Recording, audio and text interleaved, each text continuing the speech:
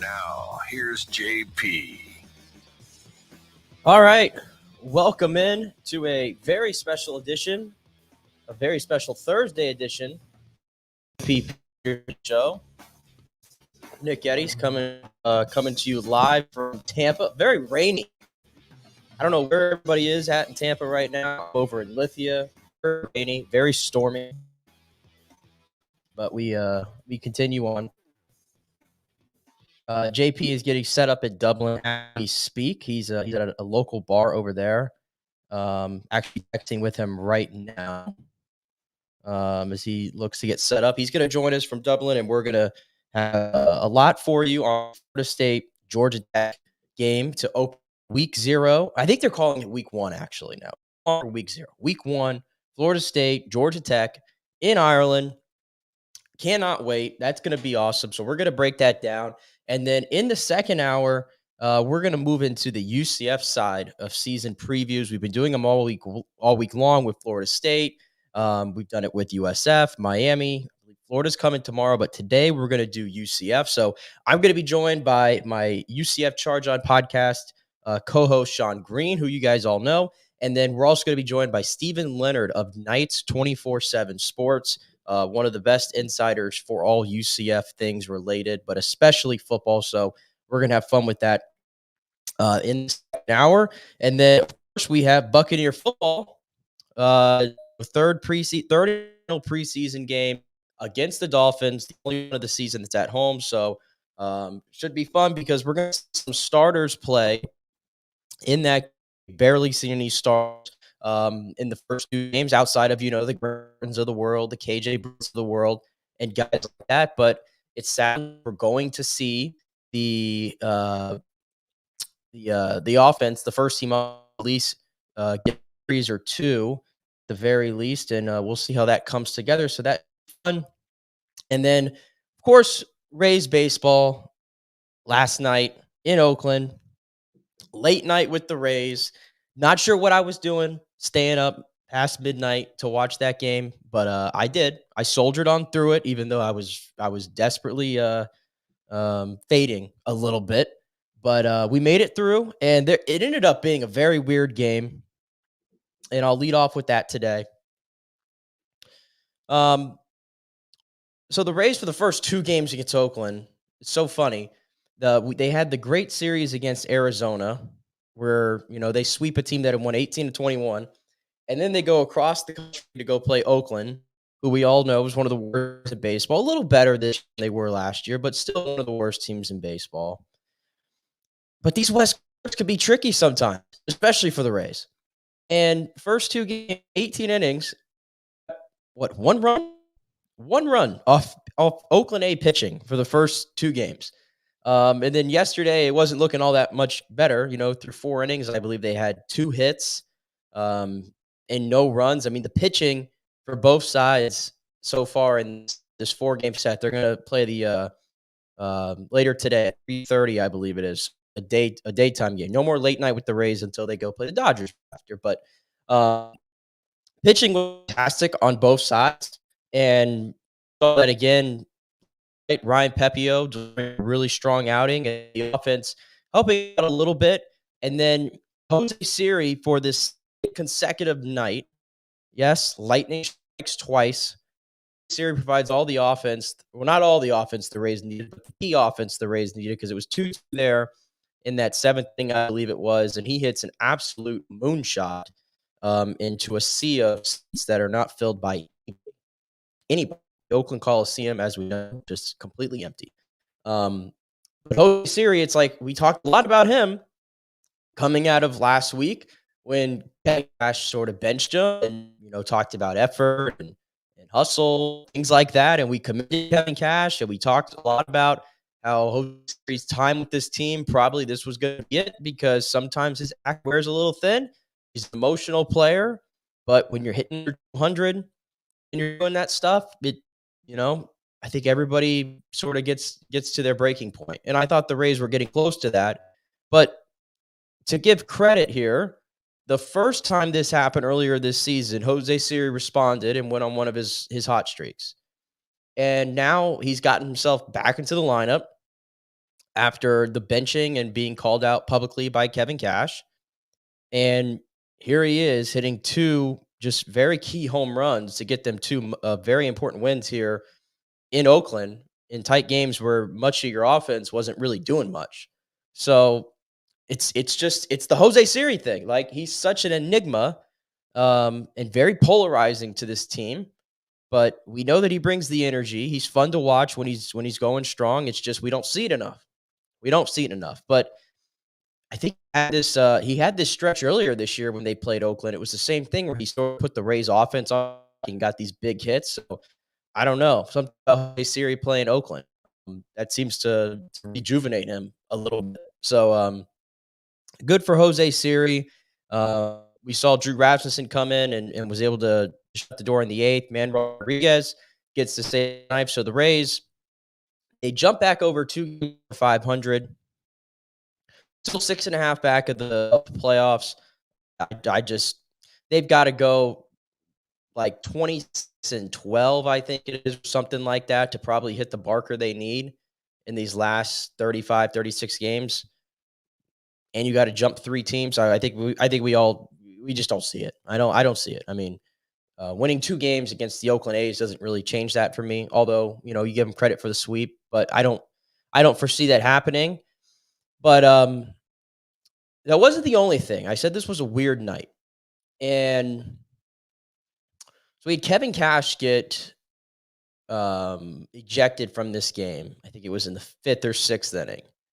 And it was after Jose Caballero got hit by pitch, and they called it interference on Caballero, which was a good call. If you saw it, Jose Caballero absolutely leaned in. He tried to do the old Brendan Guyer move. Did not work out. But Kevin Cash, money's worth. And I like that from Kevin Cash. He gotten rung up once the entire season up until last night. And so I like that come out a little bit. So he got his money's worth. He got ejected. And the next inning, Mark Kotz, A's manager, he gets very upset at a call after Miguel Andujar beat out a ground ball first, and then he sort of turned left and he dropped his helmet. He quickly ran over to pick up the helmet and then tried to run back to first base. And it was a very heads-up play by, I believe it was Alex Jackson, to get it over to Yandy and got him out at first. And Mark Kotze was not a fan of the call, and he got his money's worth and got into the face of the umpire, and he gets ejected. So now we have double managers ejected in a tie baseball game. It was at that time in Oakland, playing in front of like 1,000 people, and you're hearing, you can hear everything in the stadium that's being said almost by fans because there's nobody in there, and you hear so many sell the team chants that sort of will pop out every now and then. It's late at night. It's just it's a bizarre way to watch a baseball game. But later in the game, and the Rays were 4-2. This was after the Siri home run. I'm going to put it up here on the screen. We get the confrontation. Is that the way to put it? Between Jose Caballero and Yandy Diaz, the resident veteran on this baseball team. But they got into it a little bit. Here was the moment last night from Bally Sun. And it looked like Yandy Diaz was up there. I think Caballero was part of it as well. And it looked like Yandy had to be reached out. Caballero and Yandy Diaz looked like they were having a moment. Obviously don't know what it's about, but teammates intervening to make sure it didn't get worse than what we saw. And Ronnie Linares and Brady. Yeah, so there it was. Not sure what caused it. Not sure what caused it at all. But I can tell you right now, I'm not upset about it.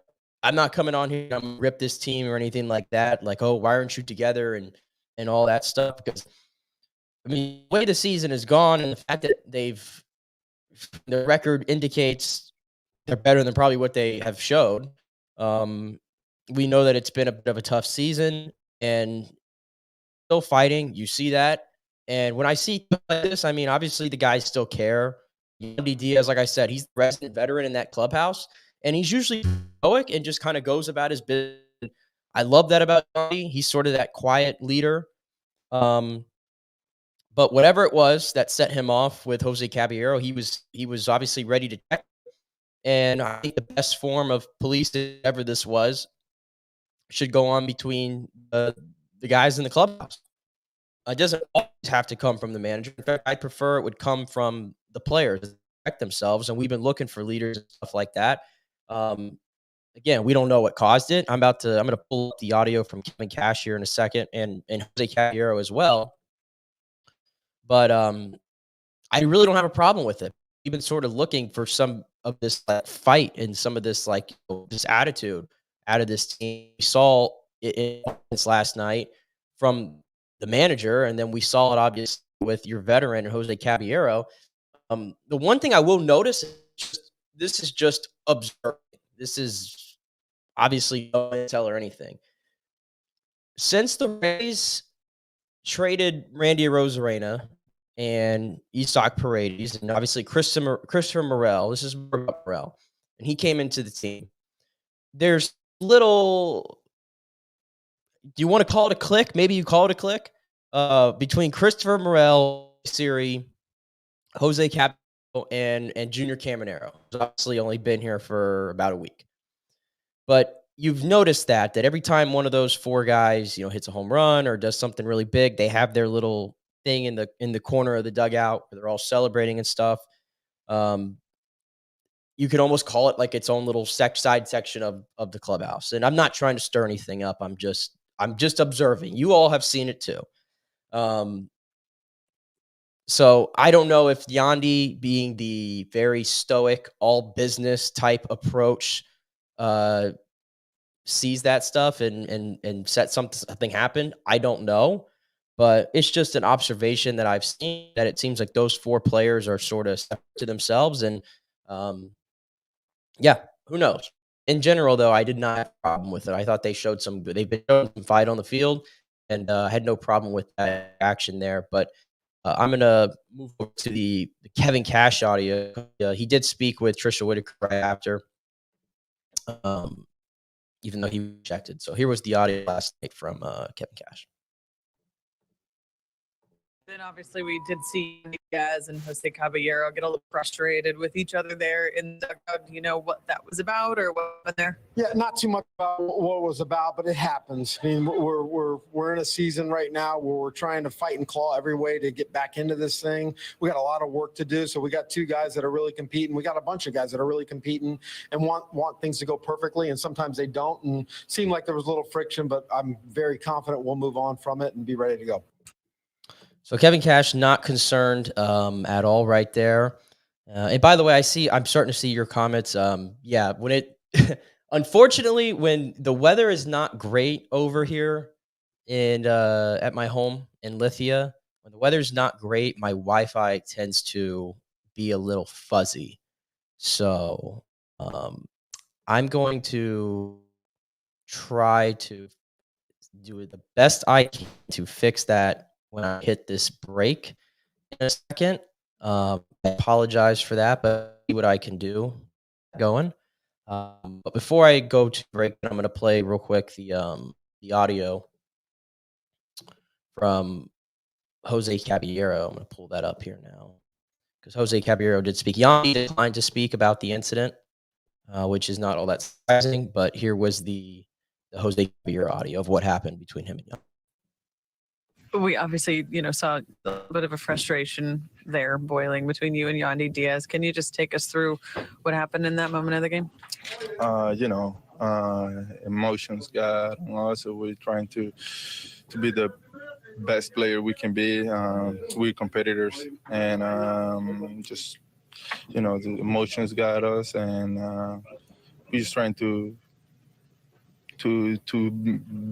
be the best that we can be, and things happen, and just trying to make plays and try to win games. We're in a stretch. We're not doing the best right now. We wish we would be in a playoff position, and maybe it could be one of the things that got us, and strong competitors out there, and emotions got us. The frustrations and just happen from the play before. You guys were on the field for a while. They were going to you and everything. I don't know. Just play hard and got to the dugout and things happen.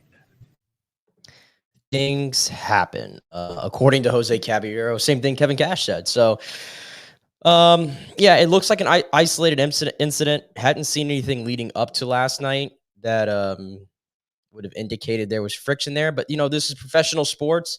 You got to think we're well into the dog days of the season. We're in August. These guys came together back in late February, early March.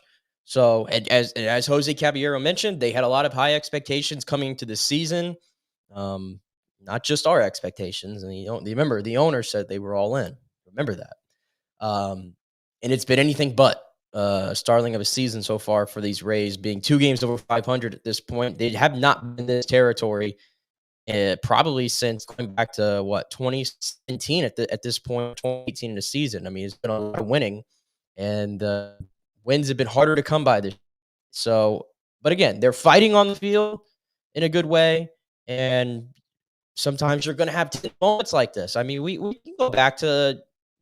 I'll give you a good example. I mean, you guys will remember this one. Evan Longoria, BJ Upton had friction, from time to time in the dugout. Those were, Rays teams, by the way, that were, far better than this one. And I don't think there was a fracture in those clubhouses. I think it's just players checking players, and that's really all I equate it to. I don't think it's any deeper than that.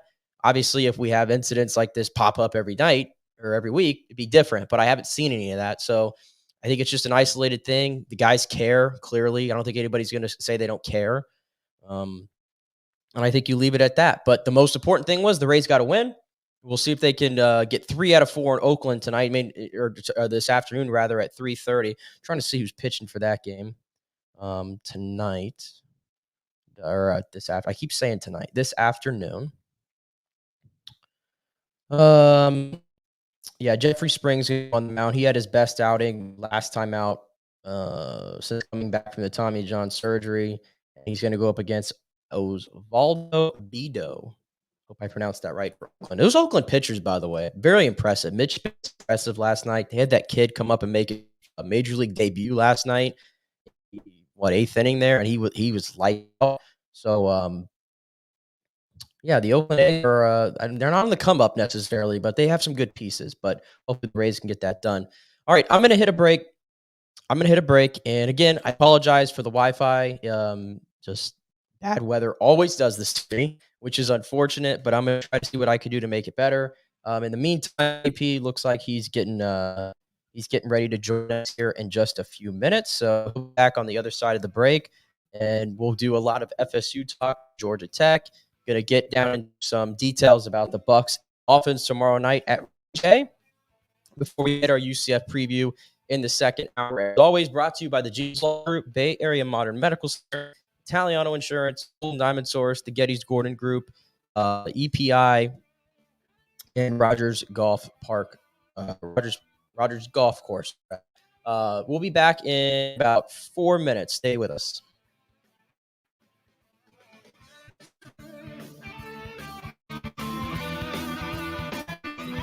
Celebrate August with the dazzling green hue of Peridot, known for its vibrant and refreshing sparkle. Yes, that's the birthstone of August at the Gold and Diamond Source. Explore the Gold and Diamond Source's stunning collection of Peridot jewelry, showcasing the gemstone's unique glow and versatility in rings, necklaces, and earrings. Peridot's distinctive color makes it a standout choice for any occasion, adding a touch of elegance and charm to your ensemble. Enjoy 15% off when you shop August Gems online only. Stop by the Golden Diamond Source to experience the allure of August Gem and let their expert staff help you find the perfect Peridot piece. It's the Golden Diamond Source, 3800 Olmonton Road, always online at thegoldendiamondsource.com. Hey, it's football season, so we welcome back the FSU Football Report every Monday and Friday on the J.P. Peterson Show, sponsored by those huge FSU fans at Italiano Insurance. Folks, They've been 60 years, named the Small Business of the Year Chamber of Commerce, mostly because of their incredible customer service. So they'll save you money as well. Just do a quick insurance checkup, 813-877-7799. They just saved me $500 on homeowners insurance. Who's doing that? Yeah, they just shopped it around, found a better, cheaper company, and we got a cheaper price. And business insurance, make sure you're covered or you could lose your personal wealth. That's 813-877-7799, ItalianoInsurance.com. Go Noles. Hey Tampa Bay sports fans, this is two-time LPGA major champion Jane Geddes here. After winning the US Open and 10 other LPGA events, I wanted to try something completely different. So I came right off the top turnbuckle and landed in the crazy world of WWE. And yes, you heard that right, that's WWE.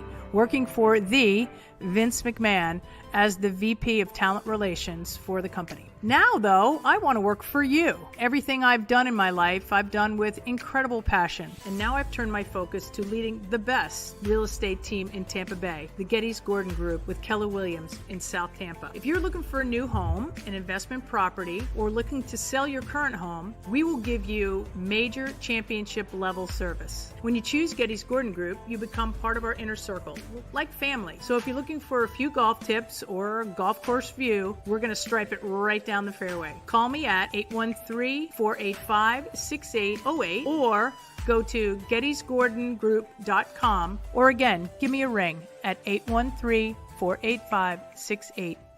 JP here for Third Generation AC and Plumbing. And Third Generation really says it all, folks. The owner, my friend John Rodriguez, has been in the AC and plumbing business since 1995. They built their business on honest assessments and doing great work on time for a great price. Simple, right? Did you know many AC techs are incentivized on big commissions to sell new AC units and you might just need a drain cleared? So if you want someone you can trust, that's John Rodriguez in Third Generation Services. Check out the 5-star Google reviews. If you have a plumbing or AC emergency, call 813-961-8024 and a human will answer the phone. That's 813-961-8024 or go to thirdgenerationplumbing.com. Ciao, Paolo Tini here, owner of Caffè Paradiso, one of South Tampa premier traditional Italian restaurant. We were recently voted number 3 on Open Table list of Tampa Bay's top 10 restaurants. We're very proud of that because we take great care of preparing each dish by hand with homemade sauces, pastas, only the freshest local ingredients. You won't see the big institutional vendor trucks pulling up to our back door. We get our seafood from local vendors. Sometimes I even drive out to Topper Springs and pick out our daily catch right off those boats. So stop by and say hello. Try our traditional lasagna, the fresh veal, some of our signature dishes like capelli al granchio, that is angel hair with lump crab meat, our branzino, that is a sea bass. We're located at 4205 South McDill, and you can make a reservation on Open Table and read all the great reviews. See you soon. Ciao. Grazie. Hey, it's football season, and we welcome back the Gator Report every Monday and Friday, sponsored by the Jeeves Law Group, Jeeves lawgroup.com. Just go to the website. You can contact them through there. Scott Jeeves is a tremendous, aggressive attorney and a big Gator fan, so we appreciate him supporting this show and, of course, your Florida Gators. They are local, they are trusted, and they get results, whether it's personal injury or anything else, any law matter at all. It's the Jeeves Law Group, Jeeves lawgroup.com. Give them a call. Tell them JP sent you. All right, this is for all you guys who don't want to go to the gym and do 5,000 crunches. At Bay Area Modern Medical Center, you can get on the new True Body machine where you can reduce fat and tone up your muscle. It's like doing 54,000 crunches in just 15 minutes. Define your body as you see fit. True Body offers personalized muscle stimulation that delivers the equivalent of those 54,000 crunches in just 15 minutes. Just get in touch with them at Bay Area Modern Medical Center, BAMMC.com. Chris Lugo and the team over there will set you up on True Body and get amazing results. Non-invasive with comfortable and little to no pain and zero downtime. You can isolate and target those areas that you want to improve and treat multiple areas simultaneously. It's an amazing machine, so check it out at Bay Area Modern Medical Center, BAMMC.com. JP here to ask the question, are you planning an event, meeting, or conference? If so, you'll want to call the designers and production professionals at Extravaganza Productions Incorporated. With over 35 years of experience in the events industry, designing and producing every type of small to large event, they can provide a huge resource for design ideas, audio, visual, sound, lighting, decor, and entertainment to turn your event into an incredible experience for the entire audience. Folks, I've worked up close and personal with this group at many national events and Tampa events, and they have unique capabilities that help you save time and money in the planning and execution of your next event. Don't delay. Call these pros today at 813-621-4700 or check out their website at extravaganzaproductions.com. Tell them JP sent you, and they'll provide a free initial consultation for your event. Extravaganza Productions, the best in the business. Golfers, listen up. The hottest new driving range craze has come to Rogers Park in Tampa. The Top Tracer range is now open 10 to 9 p.m. And just like you see on TV, every shot is tracked for yardage and accuracy, giving you immediate feedback. And best of all, you can virtually play the top courses like Pebble Beach or St. Andrews with your buddies. Plus, great food and drink options available in the well-appointed hitting bays. Very comfortable out there. Reservations highly recommended, starting at $25 per hour, including balls. Reserve at RogersParkGolf.net. That's RogersParkGolf.net. See you there. Let's go. Right now, back to the show on FanStream Sports. All right, welcome back to a Thursday edition of the JP Peterson Show.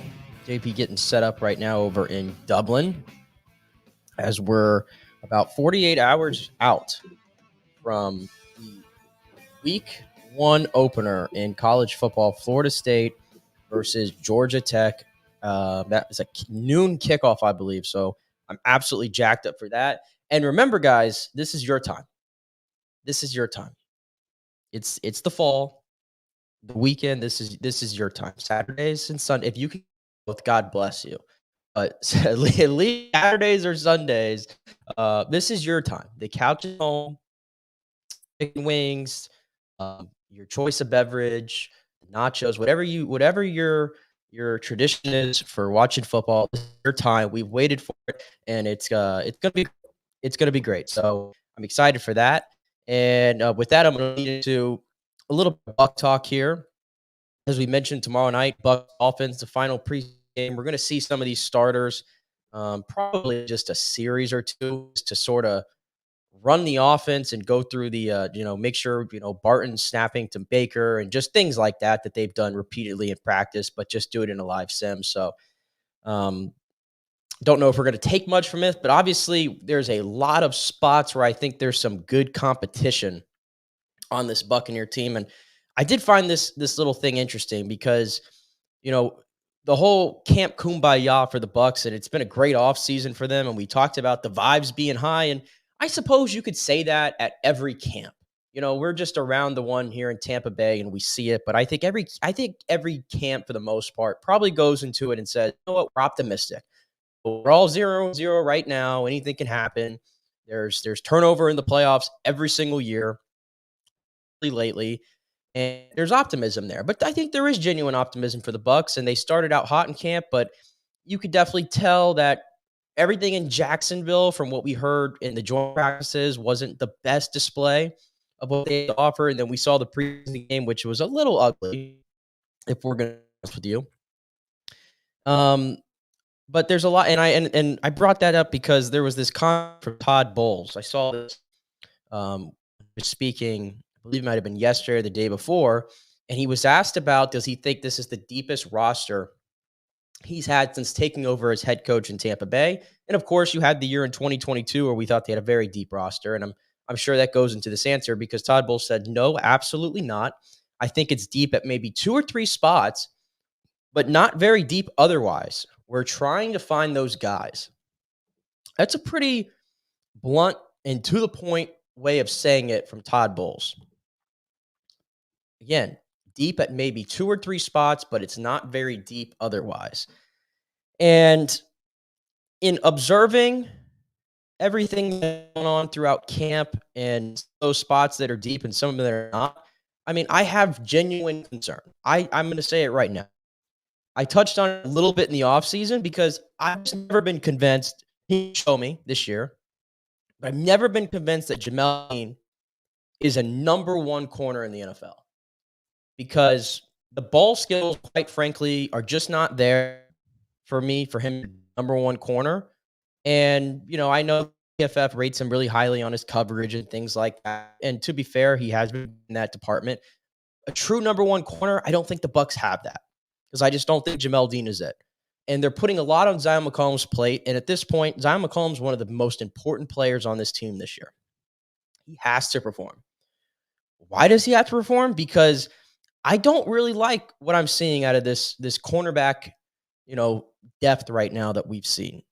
I don't know how many of these guys are sticking out. I mean, obviously Ty Key's going to play that sort of slot role, but Kristen Isian, and he's day-to-day right now with an injury, I believe. He hasn't had the same camp that he had last year, which is a little bit concerning because they drafted Ty Key, and I think that was basically a message to Kristen Isian, like, hey, you were the starter last year, but you're not guaranteed to start this year. And I don't think Isian's been at his best. And some of these other guys, Josh Hayes, we know he's on this team to be a special teams ace. He's going to play that Ryan Smith role from years back, if you remember. So that's his spot on this team. But in terms of being out there on the field and packages, I don't think he's really playable, to be honest with you.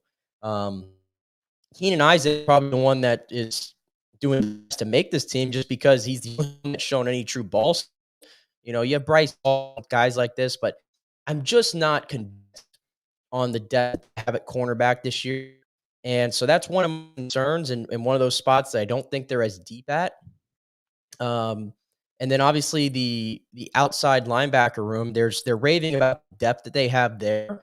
And yeah, we talked about it. They're about 5 or 6 feet that they can put on this roster. And the Yaya Diaby injury really opened up for Jose Ramirez to get a lot of playing time. He moved up the depth chart a little bit in camp because of the injury, and performed really well in camp. And then obviously the first 2 games was lights out. So we'll see what kind of role he plays in that spot. I mean, they get out of Joe Tryon-Shoyinka in the final year of his rookie deal. Anthony Nelson, the veteran room, Chris Braswell, who was another guy who has come on strong in camp but didn't have the best performance against Jacksonville with live snaps. So they need Yaya Diaby. Absolutely. That's what you have to be monitoring. You need him. Absolutely need Yaya Diaby. And 7.5 sacks last year? You need Yaya Diaby to ideally take a step forward and hopefully be a 10-sack guy. That would be the best case scenario for that room. But I think that position is probably, I don't see any surprises there. I think keep Tryon, Braswell, Yaya, Nelson, Jose Ramirez, and then Marquise Watts. He might be the 6th guy, or he might be a guy that goes on the practice squad. We'll see. But the other room, there's a lot of competition, is the switching to the offensive side, is that receiver room. The first 4, I think, are set in stone between Mike Evans, Chris Godwin, Jalen McMillan, and Trey Palmer, who is probably going to be your punt returner as well. Those 4 are set in stone. We know that. But I think after that, and it depends if they want to keep 6 or 7 here, there's been a lot of good competition between Rakeem Jarrett. Kobe Thompson was really, really good in that Jacksonville game. And as opposed to some of these other guys he's competing with for these spots, he's got some size to him. He's got some size to him, contribute on special teams. So I'm feeling very optimistic about Kobe Thompson's chances of perhaps sticking on this 53-man roster. And the wild card in this whole thing is this Cameron Johnson, who I'm sure you can hear a buzz about him in camp. And, Baker Mayfield, called him a stud. He had never, this guy came from Barton College. I don't think anybody has ever heard of Barton College or could point to where it is on a map. Baker Mayfield said the same thing. He just learned where Barton College was. But he's been getting rave reviews from Baker Mayfield, rave reviews from everybody else in that receiver room, from the coaches. He had an outstanding showing here in these joint practices with Miami. And I hope he can get on the field, because the problem with Cameron Johnson is he has not been able to get on the field for those first 2 preseason games. And all this stuff matters. And when you miss one of those parts of the evaluation process, like the game, sometimes they'll tell you that the game doesn't matter as much as what you show in camp. And perhaps that's true, but we haven't been able to see him in a live game situation. So I'm wondering if that hurts Cameron Johnson, but at the same time, he's been such a beast in camp. It's like one of those guys you definitely don't want to expose to another team for the chance to pick him because you think something there with Cameron Johnson. So I'm hoping to get on the field tomorrow night a little bit. Obviously, it's probably not going to come later in that game. And he could do something because for a guy to come from tiny Barton College, Division II, and to come into this camp and earn rave reviews immediately from Baker Mayfield, I think that's a big deal and is probably that helps obviously your chances. And again, Barton College, by the way, in Wilson, North Carolina, Division II, very, very small college. So regardless of what happened, I think Cameron Johnson should be proud of what he's done so far. And then Raheem Jarrett, we saw him make a nice play. He's had some nice plays throughout camp, had some nice plays in the preseason games as well. We saw him on the roster last year a little bit, so I think Raheem probably is be on that wide receiver depth chart, and we'll see what happens with Sterling Shepard. I mean, Sterling Shepard, 30 years old. He has not played a lot of football for the past few years because he's been very injury prone, and the same has shown itself here in camp so far. We have not seen him on the field, and I know he's got that relationship with Baker Mayfield, those guys playing at Oklahoma and whatnot a long time ago. I don't know how much that translates to the NFL. I don't know what you're going to get him. He reminds me of what David Moore was a little bit last year with the Bucs, that veteran guy, sort of a little bit of a journeyman. And you can maybe put him on the practice squad. And then at some point in the season, if there's an injury or whatnot, or they want to shake things up, maybe he'll find his way onto the field. I think at this point, I think that's where Sterling Shepard's best shot is to stick with this team is. I'm not convinced that he's going to be one of those 6 or 7, depending on how many they keep, because of what Cody Thompson has done, because of what Cameron Johnson has done. So that's going to be something to keep an eye on. And then the last position group that I'm keeping an eye on of what they're going to do is that running back position. Rachaad White and Bucky, we know that they're going to do punch this year. Bucky's been one of the stars of the season for the Bucs. There's no doubt about that. We've talked a lot about the run schemes and how different it's looked, the looks they've given, the packages, and that's only a very basic way there's so much more that we're going to see in this regular season that I'm very excited about. So love what they have going on with Rachaad and Bucky. Tucker has played his way onto this roster. I don't think there's any doubt about that. Still questions about pass pro with him. Still have some questions about pass pro.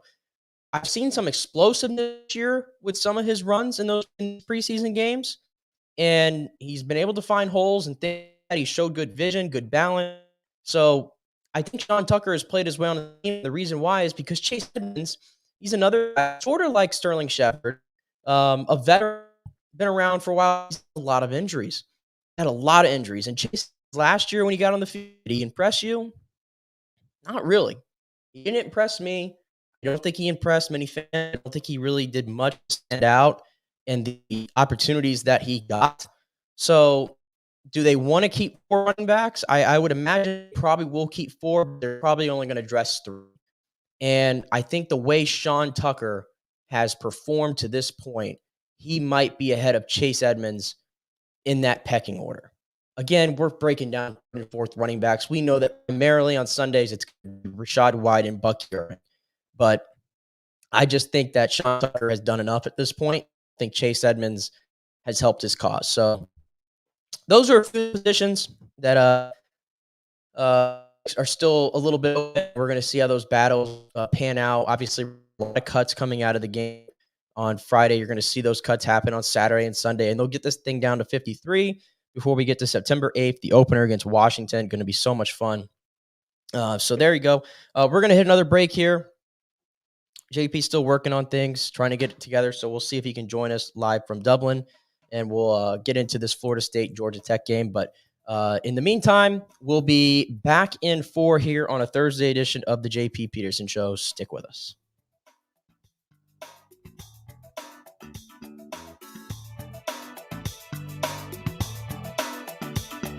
Discover a world of elegance and sophistication at the Gold and Diamond Source. Whether you're searching for your first piece or celebrating a special milestone, their expert team is here to guide you every step of the way.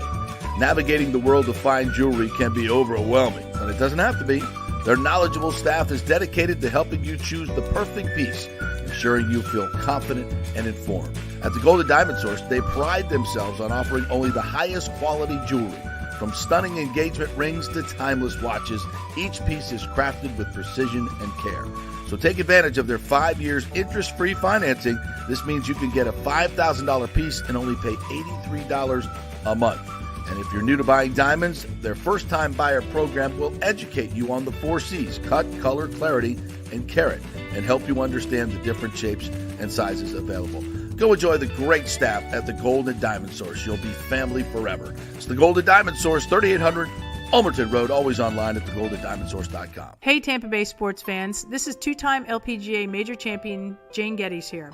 After winning the US Open and 10 other LPGA events, I wanted to try something completely different. So I came right off the top turnbuckle and landed in the crazy world of WWE. And yes, you heard that right. That's WWE. Working for the Vince McMahon as the VP of Talent Relations for the company. Now, though, I want to work for you. Everything I've done in my life, I've done with incredible passion. And now I've turned my focus to leading the best real estate team in Tampa Bay, the Geddes Gordon Group with Keller Williams in South Tampa. If you're looking for a new home, an investment property, or looking to sell your current home, we will give you major championship level service. When you choose Geddes Gordon Group, you become part of our inner circle, like family. So if you're looking for a few golf tips or a golf course view, we're going to stripe it right down the fairway. Call me at 813-485-6808 or go to gettysgordongroup.com, or again, give me a ring at 813-485-6808. JP here for Third Generation AC and Plumbing. And Third Generation really says it all, folks. The owner, my friend John Rodriguez, has been in the AC and plumbing business since 1995. They built their business on honest assessments and doing great work on time for a great price. Simple, right? Did you know many AC techs are incentivized on big commissions to sell new AC units, and you might just need a drain cleared? So if you want someone you can trust, that's John Rodriguez and Third Generation Services. Check out the 5-star Google reviews. If you have a plumbing or AC emergency, call 813-961-8024 and a human will answer the phone. That's 813-961-8024 or go to thirdgenerationplumbing.com. As we head into summer and hurricane season, you must make sure that your home is fully insured. Over 40% of people in Florida are not fully insured because property rates have gone up lately. Your home is worth more, so it needs to be insured. Call the great folks at Italiano Insurance, 813-877-7799 to make sure you're fully insured. And also, you might just save some money. There are new companies coming into the state all the time. In fact, we just shopped our homeowners insurance, and I'm telling you, folks, we saved over $550 because Charity, the great customer service at Italiano Insurance, did all the work and found us a better company and a cheaper company. She'll do the same for you. 813-877-7799. Do something about these high rates. Shop them around. Could save you lots of money. It's Italiano Insurance. Been doing business here locally for over 60 years. 813-877-7799. Tell them JP sent you. Ciao, Paolo Tini here, owner of Caffè Paradiso, one of South Tampa premier traditional Italian restaurant. We were recently voted number 3 on Open Table list of Tampa Bay's top 10 restaurants. We're very proud of that because we take great care of preparing each dish by hand with homemade sauces, pastas, only the freshest local ingredients. You won't see the big institutional vendor trucks pulling up to our back door. We get our seafood from local vendors. Sometimes I even drive out to Tarpon Springs and pick out our daily catch right off those boats. So stop by and say hello. Try our traditional lasagna, the fresh veal, some of our signature dishes like capelli al granchio, that is angel hair with lump crab meat, our branzino, that is a sea bass. We're located at 4205 South McDill. and you can make a reservation on Open Table and read all the great reviews. See you soon. Ciao. Grazie. Let's go. Right now, back to the show on FanStream Sports. All right, welcome back to the JP Peterson Show, and he made it. He finally made it from over there in Dublin. Little technical issues. I've had technical issues over here too, of course, because it's like storming over here. And can you hear me? Yeah, I hear you. It always cuts me a little bit, but I think we're doing a little better. So, how you doing over there? We're good. We're good. Yeah, we're at the Fitzsimon's Bar and Temple Bar, and they're setting up here for an FSU pep rally. William Floyd is having a party here. Of course, the bar none fullback from the 1993 national championship team. He's also the radio voice analyst of the FSU network. So he'll be here, and there's a bunch of Seminoles upstairs. They're just getting ready to let down stairs. So actually the first time they've opened up this secret garden bar here at Fitzsimon's Pub.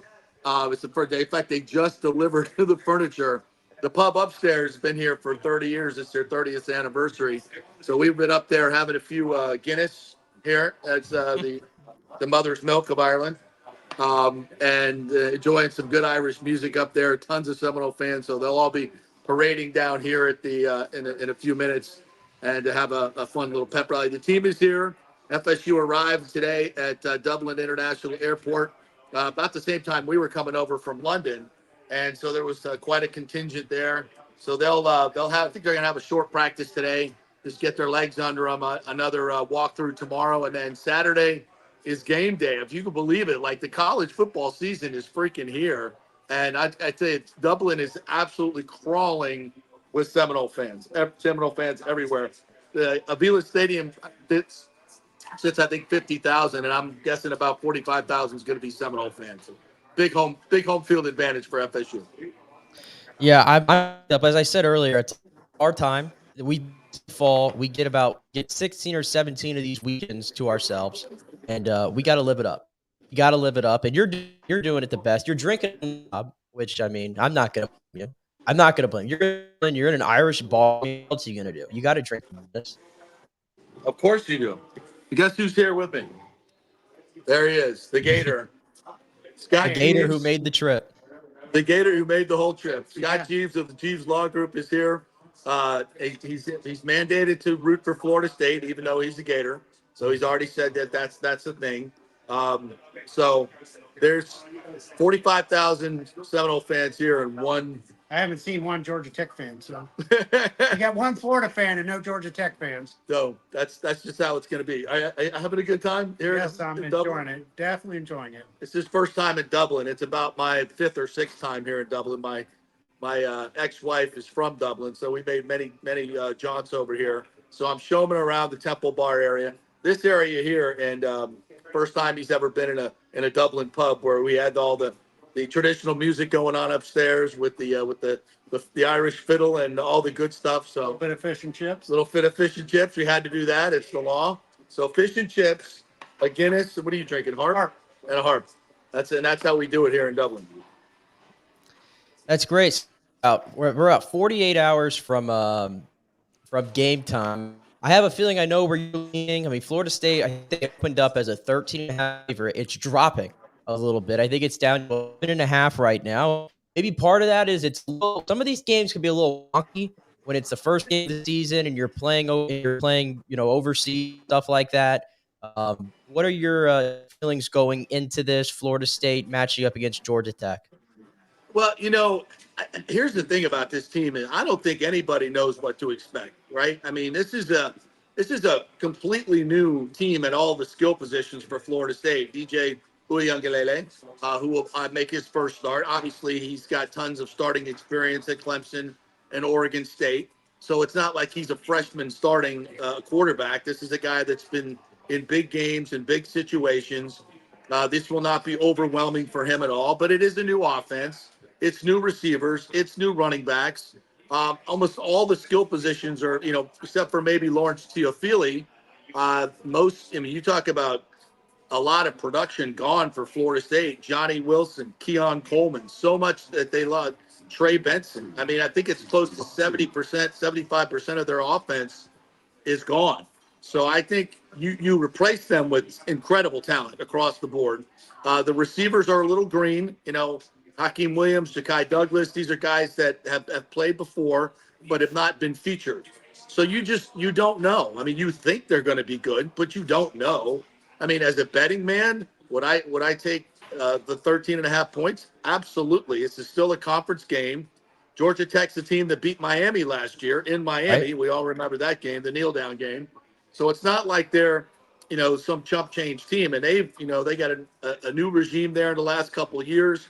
Haynes King, their quarterback, is, guy that played at A&M. He's the guy that's, knows big games. So I think, I think it'll be a closer game than that. I really do. I think it'll probably be a 7 to 10 point game. I think Florida State will win. But I mean, if you're going to sit here and say how Florida State is going to play, I think you'd be lying. There's too many question marks. But I will say this, I've been to the last 2 season openers for Florida State, both against LSU, one in New Orleans in the Superdome, where FSU dominated that game. It was a little bit close late, but they dominated most of that game. Physically, they dominated that game as well. Last year against LSU, it was a fourth quarter blowout for FSU as they ran away from LSU. So Mike Norvell knows how to get his team ready. He knows how to get his team ready in a training camp and to come out and execute at a high level. But that was with a quarterback and skill position guys that had been around for a while, that had been in his offense. A lot of these guys are new. But I still feel like he'll have this team ready to play. But there's just a lot of new. There's a lot of new. We talked about the defense. Their front four, even though they lose 2 guys to the NFL, to the Rams, in Justin Burst and Fisk.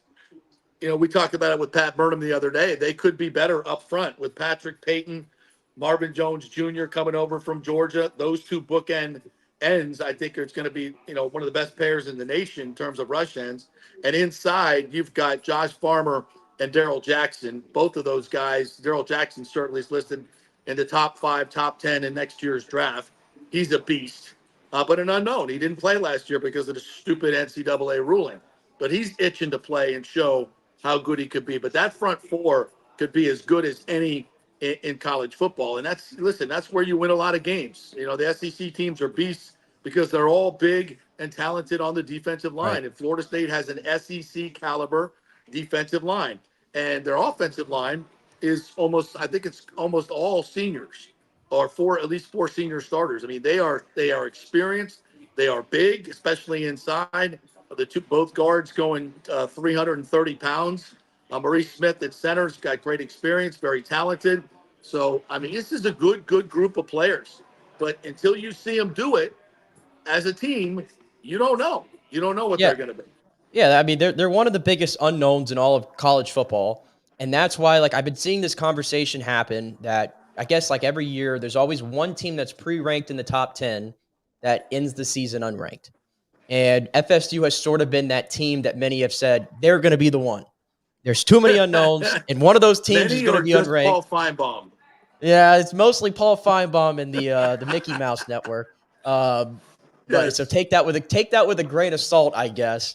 But there are unknowns. A pillar of salt. I think with a pillar of salt. Absolutely. But there are unknowns. Like your position, like Malik Benson, the transfer from Alabama, he seems like he's like the de facto wide receiver 1. He was impressive in camp and all that stuff. So you're hoping that he breaks. I don't think anybody's going to on the Keon Coleman role necessarily. I don't think it's that to that extent. You're hoping Malik Benson can do something, but we talk about this all the time in football. It's like football can be very complex time.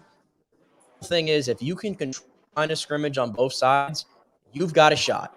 And Florida State has built themselves sort of like an team, like you said, SEC team, like you said, in the trenches.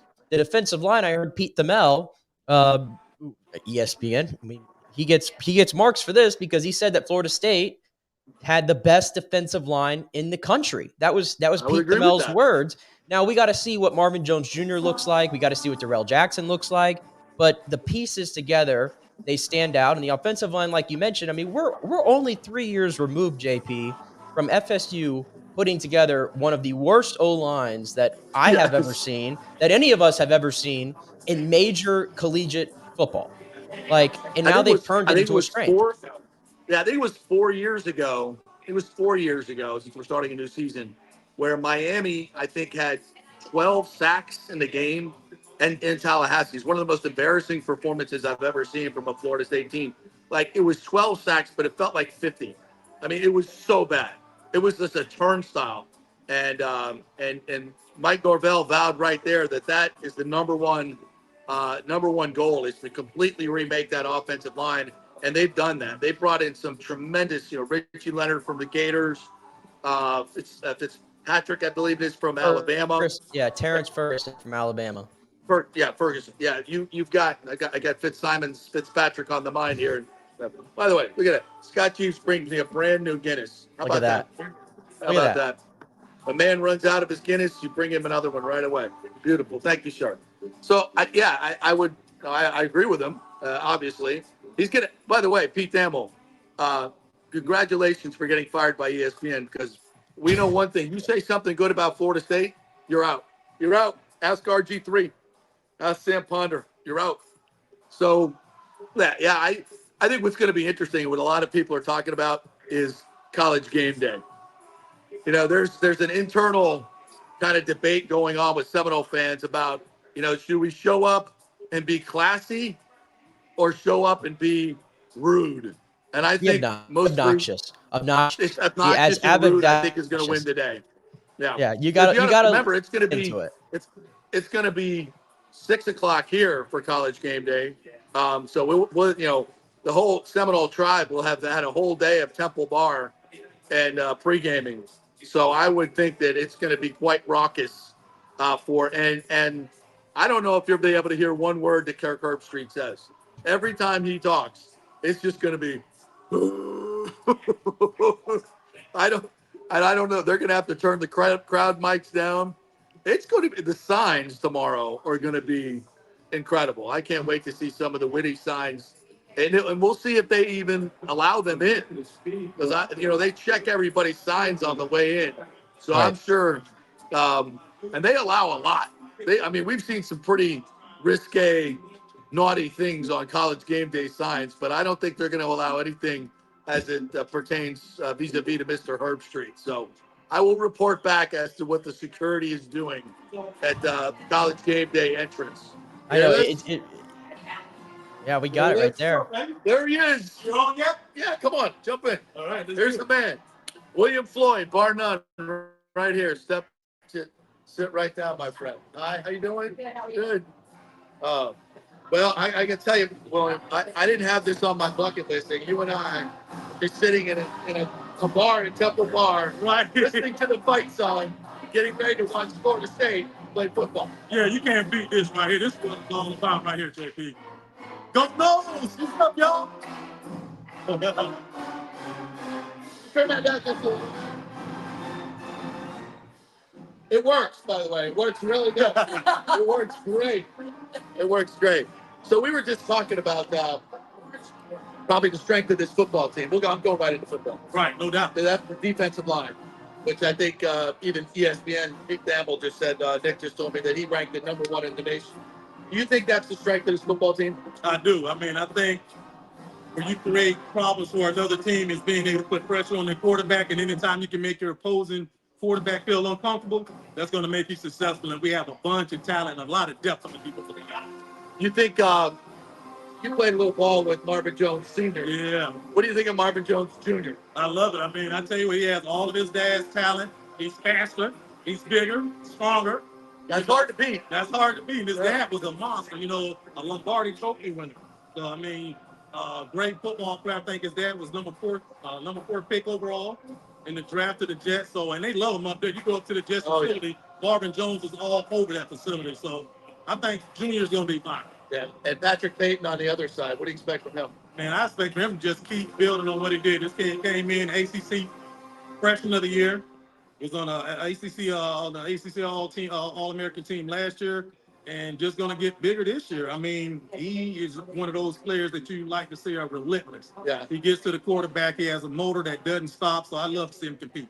William Floyd is the radio analyst of the FSU Network. Of course, I did the FSU network for many years when you were playing. So when you look at this offense, we were just saying, there's a lot of unknowns. There's great talent, but there's unknowns. How do you look at this FSU offense? Well, the great thing about it is we have tremendous depth on the offensive line. I think everybody starting on the offensive line are seniors. Got some good depth behind that. You got some great, talent at the skill positions. I think what the question is, what is the quarterback going to do? Exactly. Everybody's he has all the talent. He has all the tools. I mean, you see him out there in practice. This kid looks like a defensive end, literally, standing next to him. I'm just like, wow, this is a big kid.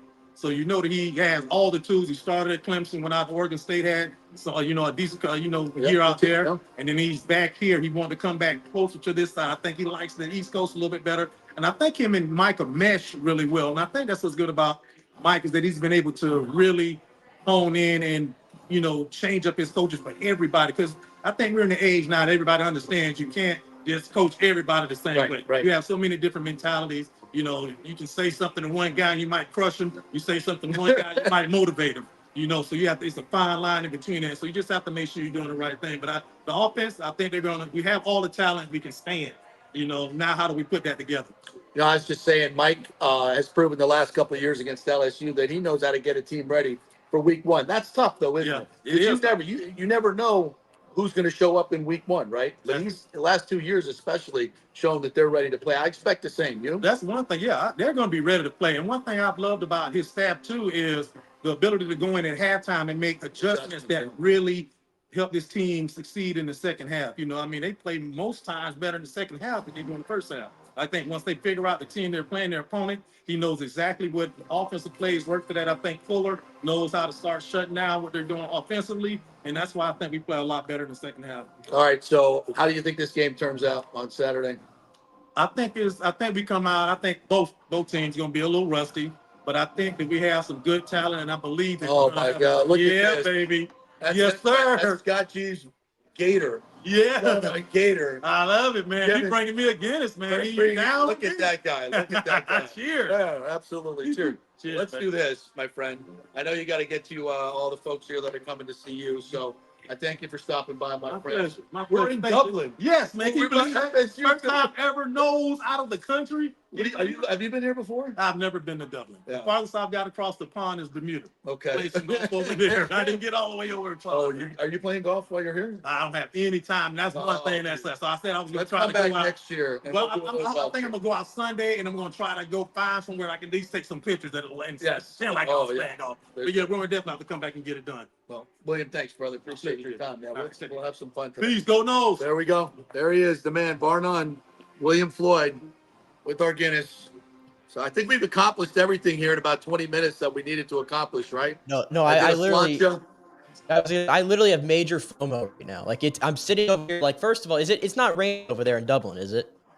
No, it's not even raining. It's not raining in Dublin. It didn't rain while you were in England. It looked like, but over here, it's a freaking downpour. Over here, it's miserable.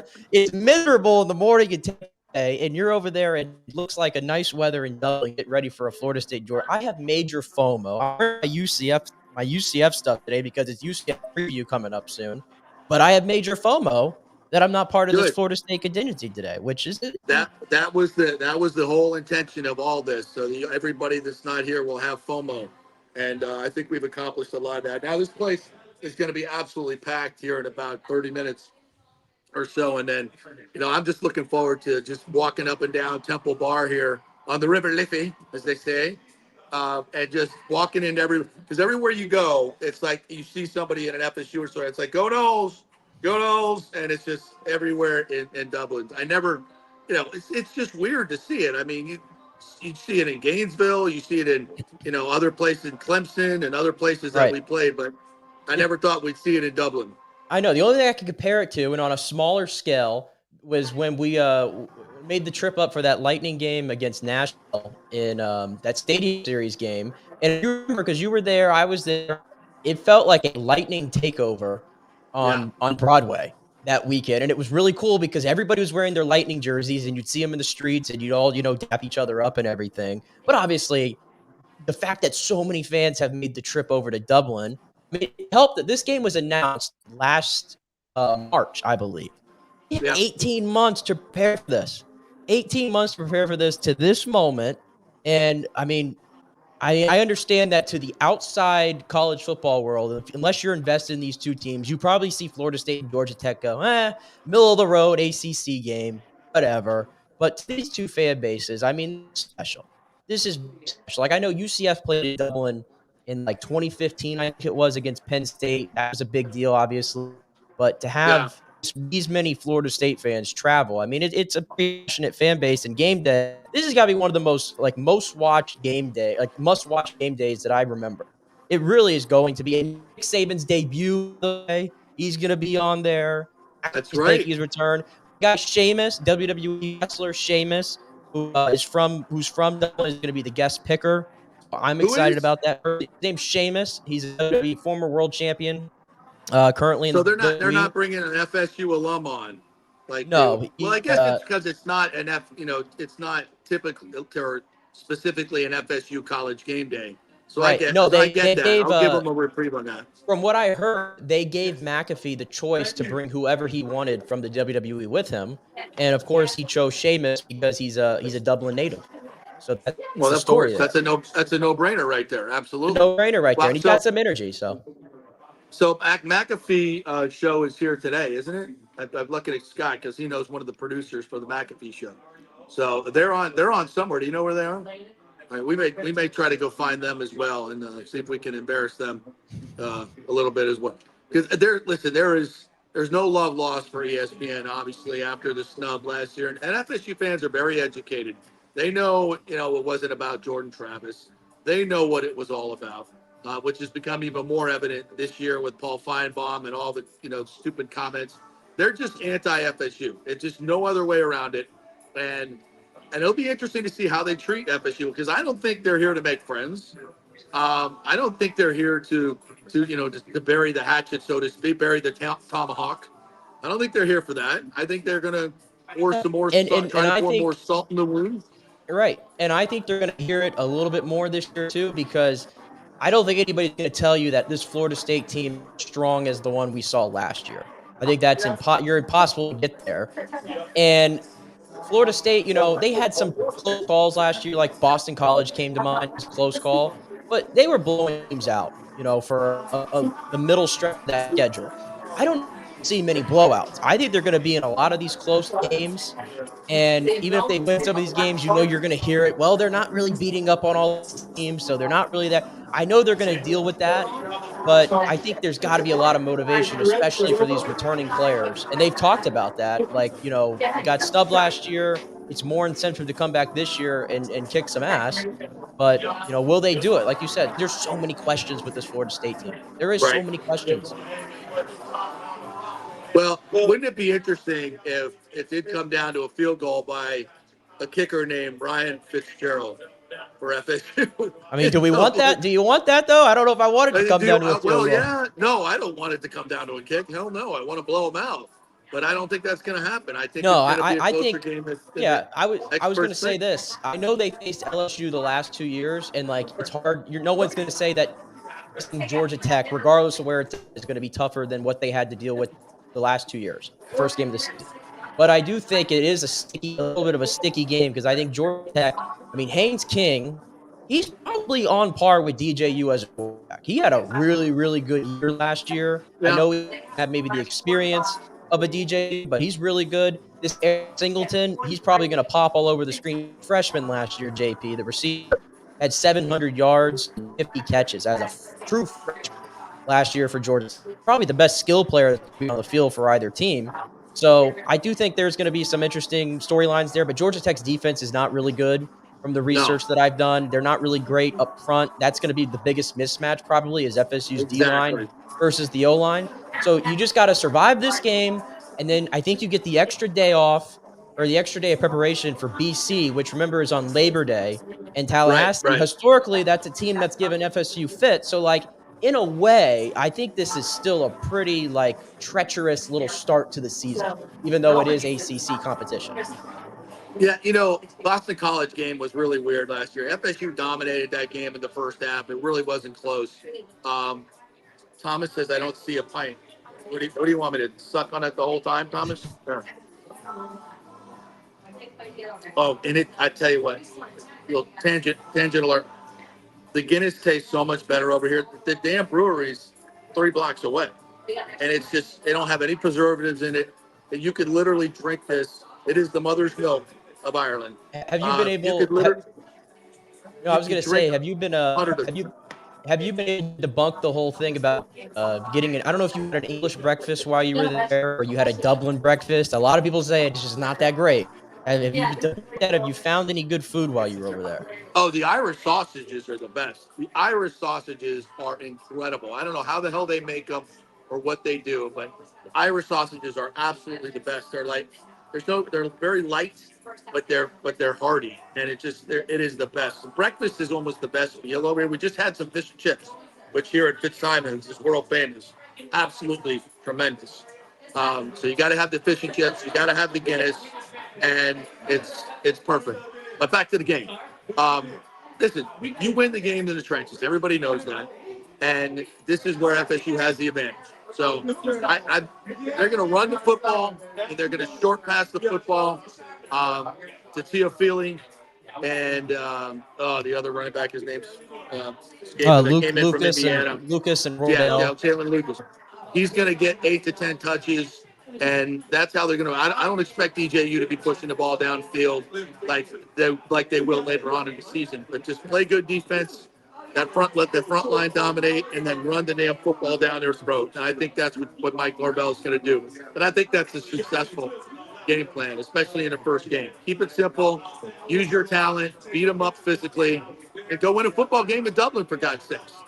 Yeah, we're going to be. We're all going to be watching. It's going to be exciting. I'll let you go here in a second because I know you want to have fun while you're over there. It's about to get hectic inside that Dublin pub. But real quick, jumped into the. I don't know if you're keeping your tabs on the Rays. Late night games have been up the last 3 nights. Last night the Rays going to win. Did you see the confrontation in the dugout in the 8th inning?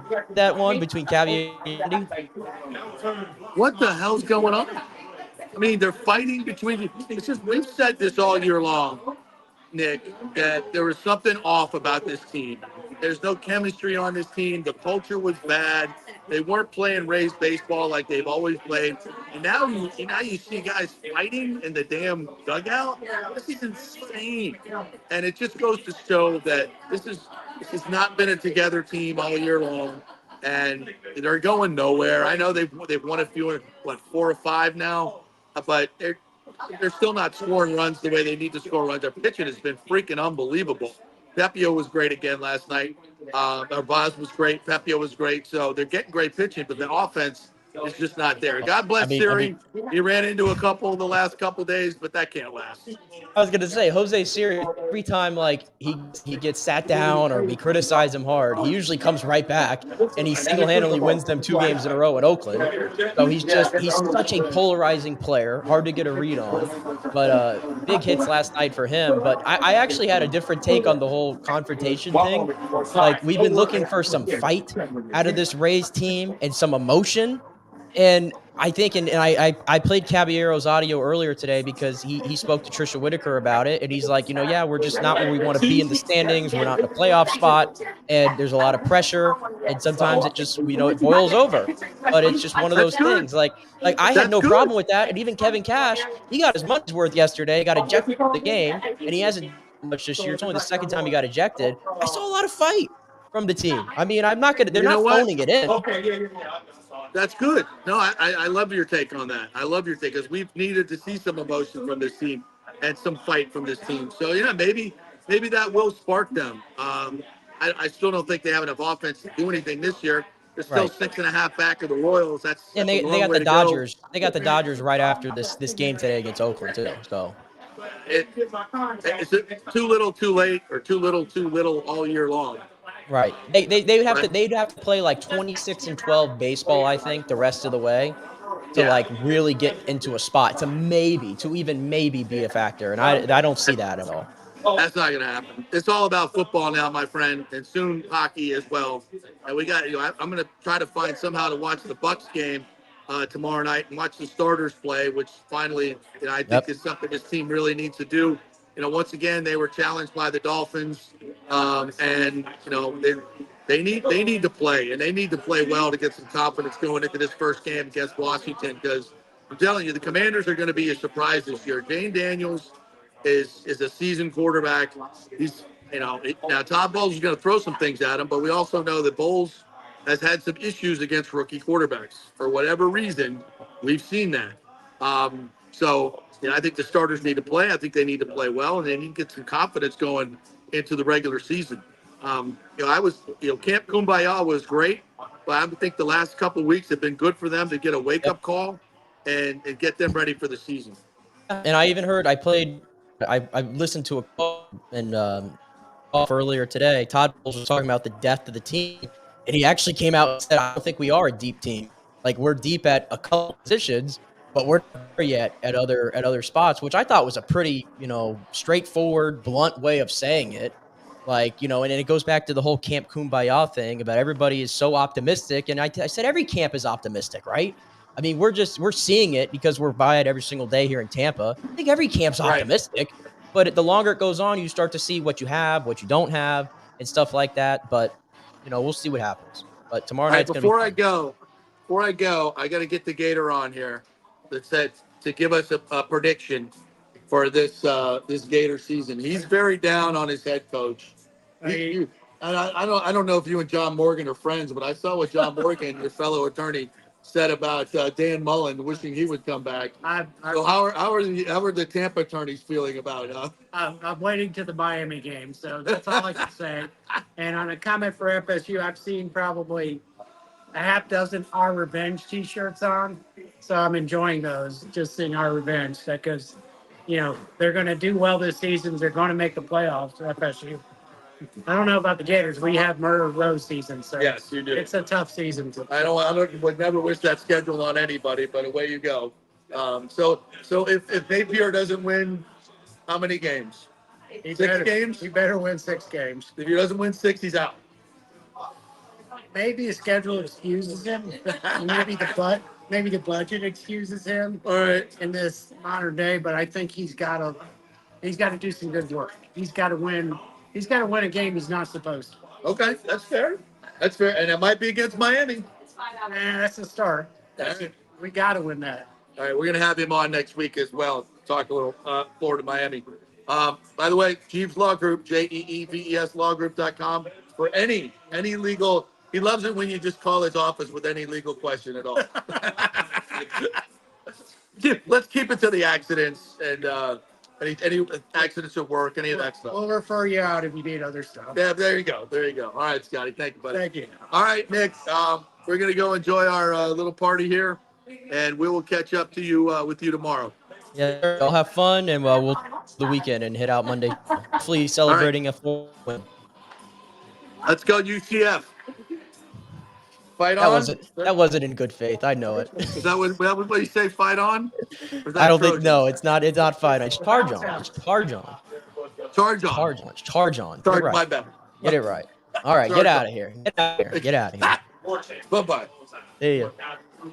Oh, good stuff. Right. I have major. I'm sure those of you who are watching who are big Florida State fans have major FOMO. If you're not in Dublin, I have major FOMO as well. But we're going to try to shift here from that because there's excitement with Florida State, but we're going to try to shift to our UCF, our preview here. Bring on Mr. Sean Green, who, I mean, you throwing up over there. You arrived early. You were hearing all that, and I'm sure you were getting nauseated over it. You did not just make me, or I guess JP made me sit through 25, 30 minutes of, yes, I have FOMO, and I don't even like Florida State. So this is just nothing good this morning. Like, I got rained on. I was running into my office. Got rained on all over my equipment.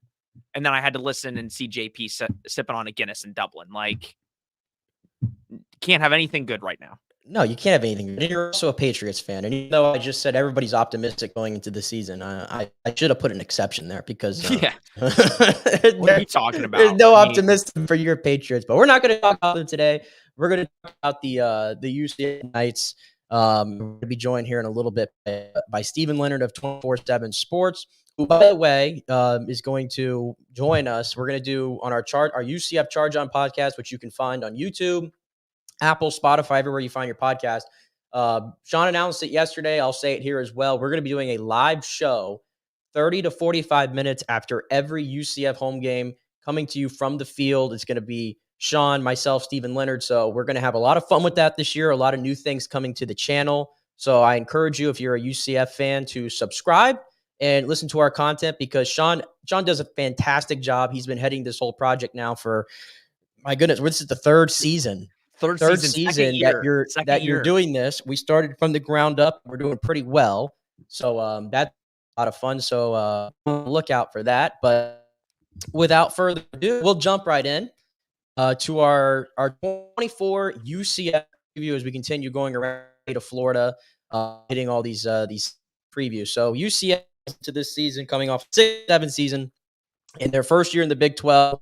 We've talked a lot about in our podcast. It's like expectations last year where you get bowl eligible in the Big 12. They did that. Now, bowl games can be irrelevant. They did Georgia Tech, and it was they were handled Georgia Tech in that gas bowl here in Raymond James. There's no way around that. Gus Malzahn, not very happy with the overall performance of the team last year, and he's had a different demeanor this year, Sean.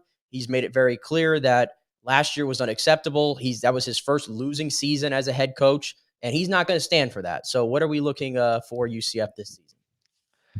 Hopefully a good season for mine and your sanity. I don't have to drive to Orlando almost every weekend to do live shows and talk about this team. So that's true. No. So, I mean, look, me and you were we were optimistic last season, but we were also, you put your cover glasses on and you try and look at the team, not as a fan, but as a person that's covering a team. And me and you both thought last year was a successful year. There were games that made you scratch your head and was like, what is this team exactly? But at the end of the day, they went to a bowl game in their first season in the Big 12. This season, that would be a 6-win, 7-win team would be a negative. I think a lot of people are expecting bigger things. A lot of people are expecting Gus to bounce back, and Gus is expecting to bounce back. He's made that very clear. So the expectations are high, and I think when the expectations are high for Gus, it's a question mark of if he lives up to that or if it's, a disappointment. So it remains to be seen, but I was looking yesterday, and I think the likelihood of UCF getting to 6 wins is like 94%. So I guess the optimist in me is, again, 6 wins is pretty much certain, I hope. Yeah, if they don't get 6 wins, then I think something has gone terribly, terribly wrong, if we're going to be honest with you. So I think last year, the fan standard, sort of my expectations was 6 wins. I think that definitely needs to be raised a little bit, even though the Big 12, I know the Big 12 it's not the SEC. I mean, some will even tell you the ACC, right? Because they don't have a Florida State, they don't have a Clemson, necessarily. But there's a lot of quality in the Big 12. I mean, wide open. You can make an argument probably for like 6 or 7 teams in the conference where you go, yeah, I could see them winning 12. And kind of reminds me of the Pac-12 a little bit last. Like, yeah, the Pac-12 had the high end with Washington, but there was a lot of really good teams, like 6 or 7, and they kind of just cannibalized each other. Honest with you. So, like, in terms of how many teams the Big 12 are going to get into the play, you might only get the conference champion. It might just turn out that way. But, time will tell if UCF is in that bracket. But without further ado, I want to bring in Stephen Leonard from Knights 247, does a fantastic job covering all things UCF and UCF football. Stephen, thank you for joining the show. How you doing this morning? Thanks for having me. It's a little bit of a weirder setup. I'm at my girlfriend's house taking care of a cat, so. Hey, I appreciate the dedication. I appreciate that. Sean got absolutely rained on, apparently. All his equipment got drenched, so it's pouring over here in my home in Tampa right now. So we're all fighting through the elements. So I appreciate you for joining us today. But I wanted to jump in because you've been at all these practices and you've heard all these Gus pressers and everything, and the sort of evolution of Gus Malzahn since he's gotten to UCF. It's year 4 now, and me and Sean have been talking a lot on our podcast. It feels like we've seen a different Gus this year and maybe more of a sense of urgency this season. Do you think that would be fair to say based on the expectations that he had for this team being met last year? Yeah, you can definitely see like the intensity has gone up when Gus speaks, when he coaching out on the practice field. You can see just more of a in it kind of guy. Like he's in the muck, so to speak. That I mean, obviously that's always been around. He's always been one to dabble in it, but he talked about it on media day where he was more focused on being that CEO, being involved in the NIL space than he had been previously. And he's now back just to being the coach. He's put people in place. I know SJ2, he's doing a great job with Kingdom NIL to take care of the off the field stuff. And he can focus on the X's and O's, which is what he's all about. No, for sure. I mean, I've seen Steven a good chunk. He's almost at everything. I have to miss a couple things, but I don't know of anybody that covers the team better besides a couple people. And I think what's interesting about this season specifically, and me and Steven talk about it after every press conference, because there's definitely a different vibe. I mean, I wasn't in the press conference room last year. I've been in it this year, and Gus just has a different, I guess the word is aura. We love that. We love that new word for our young people, aura around Gus. And again, we talked about it before you got on, Steven, that 6 wins last year for fans was a negative. It seemed like at the end of the season, now granted, the Georgia Tech loss was a bad loss, so I think it made the season look worse than it was.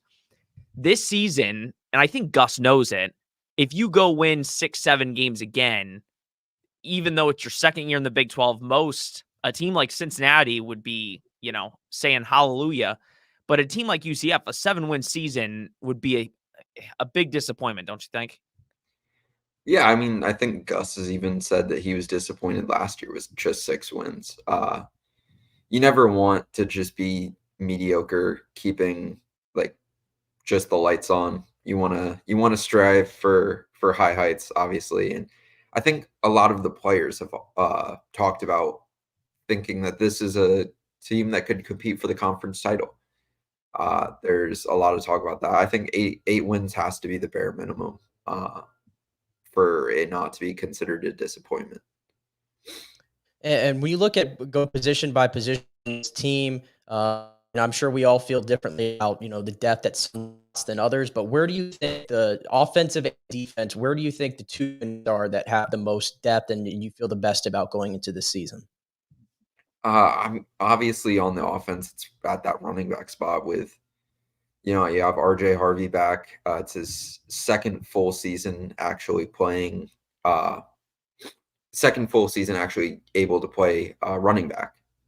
Obviously, he dealt with a knee injury 2021, kind of hampered him in 2022 as well.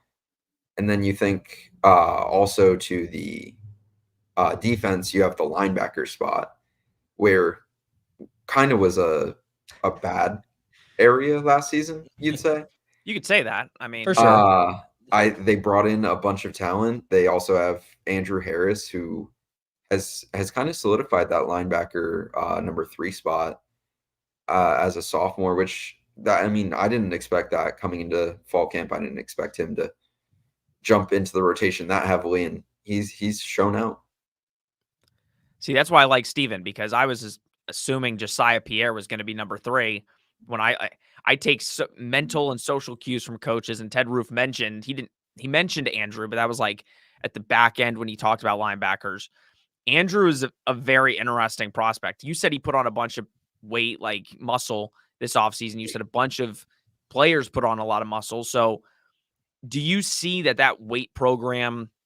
I know we're kind of switching from linebackers to the weight program, but do you think that weight program now is going to really affect the way that UCF plays on all facets, depth included? Like we talked about depth ad nauseum over the last season, how UCF just didn't have the depth. They played a lot of young guys. Gus said that was probably a mistake. They want to play young guys, but they don't just want to throw them out there if they're not ready.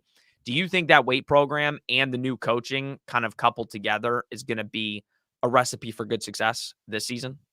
Yeah, I think just the strength and conditioning program completely by Coach Kinsey and Coach Mo has really, the players have talked about it, how it's really elevated their game. And the injury aspect, I know a lot of UCF fans are down in the dumps because of 2 recent injuries, but only 4 major injuries through both spring and fall camp is abnormally low across the country. I think it'll be very, very good for not only their stars, but the depth throughout the team. And we made it this far. We mentioned KJ Jefferson, the most important position on the field, obviously, coming in from Arkansas, played a lot of football in the SEC. I know there's a lot of excitement about him. At this point, what have you seen from him so far, the way he leads the team and his performance out there, and a little bit of a different look, I guess, than what we've seen the last few years with John Rice Plumlee at quarterback? Yeah, I mean, obviously the players have talked about him as a leader. I know Randy Pittman has talked about wanting to get inside KJ's mind and play like him. Uh, we had seen him struggle a little bit with some stuff coming into fall camp, and I think that's been kind of worked out. The last scrimmage was his best scrimmage by far. I think there's been a constant improvement, and obviously he was a great player in Arkansas, so there's only like positive things to say about him now as the season's ramping up. Well, and that's also the thing. We're going to, we talked about it, the first 2 weeks of the season for UCF is going to be rainbows and butterflies and unicorns because, I think the spread of the first game is 42.5, which me and Nick have to do. I always hate the first week or two of a season because we have to do, breakdowns from this team.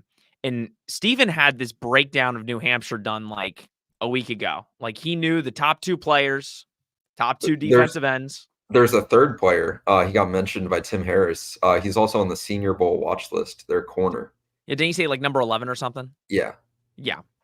So I guess New Hampshire's defense is going to be top 10 in the country, the way we're going to talk about them for the next 2 weeks. But, I mean, Steven, go into, UCF fans, let's call it like it is. If UCF puts up 70 points in week 1 and 50 in week 2, at Charge On and on our post-game lives, we're going to talk about this UCF offense is dangerous. They put up 70 points against a team they should have, but they still put up a bunch of points. It's not going to be until week 3 we're really going to know. And just like last year in Boise State, going on the road, playing a team like TCU now, I would assume, or I think from what I've heard around Big 12 Twitter and everything, that TCU is not that good of a home atmosphere. It's on the bottom half. That's what I've heard. I might be wrong. TCU fans, don't come for me. But what do you really want to see out of the first 2 weeks? I mean, I don't even know what I want to see out of the first 2 weeks yet. What do you need to see out of the first 2 weeks to say, okay, this is maybe slightly different and I feel pretty confident going into TCU week 3? I mean, I think you definitely want to see UCF's offense clicking and the defense click, just more so clicking together instead of, oh, they put up 700 passing yards and 70 points. That's not what you want to see. It's just seeing the chemistry between the players, seeing how KJ passes to Kobe and X and whoever starts at the other third position. How the defense works together and communicates. How they use the helmet communication. That's going to be big. It's good that they get the New Hampshire game and the Sam Houston game to kind of work out the bugs with that. I think there's a lot of not really on field per se things you want to see, and then you obviously want to see the young guys get involved. I know EJ Colson's had a big fall camp. He's been battling for that QB3 position. So seeing how they get involved and seeing the off field more so. The season rolls on, and we know the schedule is going to get a lot tougher. You get the Big 12 play. In terms of projecting what this team could be, what do you think are some of the make or break games for you that you would say UCF, if they are going to do this, the expectation of, hey, we're going to try to make a run towards being a conference championship contender? What are those make or break games that you're looking at on that schedule? Well, I'll give you the like the 3-game stretch that I think is the most important, and it's the first of the big games, I guess. TCU, Colorado, and then Florida. I think that Colorado game is sneakily the most important game on their schedule. It's the first home game in the Big 12. You need to make the bounce house a fortress. That's just they didn't do it last year with the Baylor game. You need to make teams fear coming in, like the Oklahoma State game. So I think that game, and then obviously the Florida game, you're going on the road to another big program. It's going to be very loud. There's going to be a lot of UCF fans there. If you can win that, the stature of the team across the country rises. Well, that's actually a great segue, because I see on Twitter over the last week, first of all, for Florida fans, I did say that it's going to be 25 to 30% UCF fans. Don't come for me at the Swamp. I'm coming for you. I am. Yeah, like you can come it's for me. outlandish. It's outlandish. It's not outlandish, but it's okay. A lot of UCF fans are saying, and I can't believe this is actually a topic, and I don't know why I'm even bringing it up, that some UCF fans would rather go 1-11 and beat Florida than 11-1 and go to the conference championship, win the Big 12. Like, have you seen that? Because I've seen that, and I scrolled past it for the first couple days. Now it's like a thing, and I'm like, how would you not want to just lose to Florida and win out? I'd rather win every other game if it means I'm going to a college football playoff. But give your take on that. I'm assuming you agree with me. I don't dabble in the arts of wanting to win only one game over 11. I don't put any stock in winning one game more than I would even 3 or 4 games. It's not even a rivalry. That tells me that it's not even a natural rivalry. If UCF fans say that, those fans did not go through 2016, or 2015. Excuse me. They did not go through the 0-12 season, because if you went through that season as a fan, I mean, you turn the TV off by week 4. Like, okay, this is getting out of hand. So no, I get the Florida win would be huge. First of all, it's not like UCF's not going to go 1-11, but the fact of the matter is, the Florida game is extremely important. We've heard Gus talk about it just for the recruiting aspect alone. I was on 96.9 The Game earlier this week here in Orlando, and Mike Bianchi was talking about how this is way more important for Billy Napier than it is for Gus Malzahn. And I came back and I said, to be honest, I wouldn't agree. I think Billy Napier's job, Billy knows he's got one foot out the door. Like, he goes 3-2 in a stretch, he's probably getting fired. For Gus Malzahn, this is a step up in recruiting. Like, this is a chance that if you win this game, it's just another leg up to say, we're coming. We know Florida's the top dog. We beat them 2 straight times, and we're coming for some of these top recruits. So I think for UCF, and I agree with Steven, the TCU, Colorado, Florida stretch is by far the most important. Maybe not the toughest, because, I mean, I think TCU's a toss-up, but that, like, beginning part of the schedule is way tougher than the back half. Like, you throw the Arizonas in there, you throw the Utahs, but you don't know where they're going to be at that half. So it's a very interesting schedule, and UCF's got a good chance to make some noise. But Nick, what I mean, you're coming to Orlando. You've been doing your research. We're doing our prediction show tonight, which you're not going to give any spoilers, but you are definitely the more negative Nancy out of the two of us. Negative. So, I mean, you are negative. You're a very negative human being, especially on our show, but I need it because I'm the positive king. I actually want to ask you, because let's be real, Steven, you've probably noticed it. These last 3 months have been awful.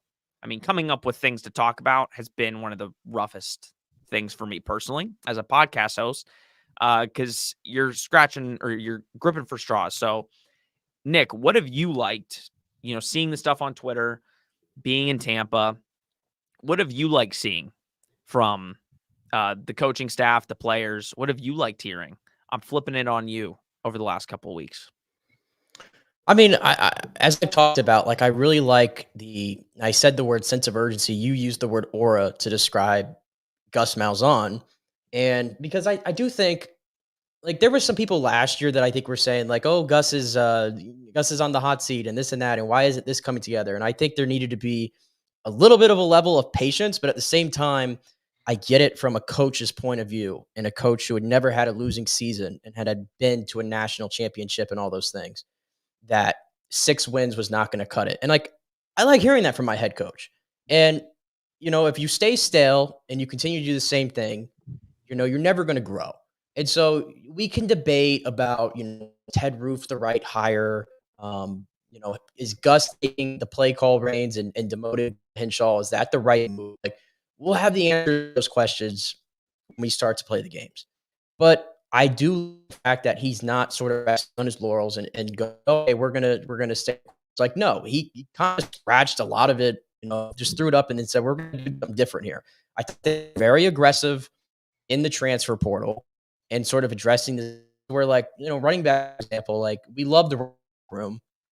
And we loved it even if it was just RJ Harvey and Johnny Richardson. I think like the running back room, RJ Harvey alone. But now they brought in Penny Boone. They brought in Miles Montgomery. It's like now you're like 4 deep at that position. I think they did a really good job of sort of plugging those holes in, especially the linebacker position. They went heavy on the transfer portal there.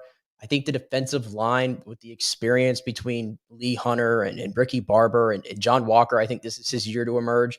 Like, I just see, like, I keep going back to sense of urgency. I see it there this year. It's year 4. It's time to start turning things into a different direction. And 6 wins cannot be the standard. And so that's what I've personally liked about this sort of offseason is Gus. And also preaching about, we were undisciplined as crap last year. And that stuff just cannot fly. And I know we dove into it.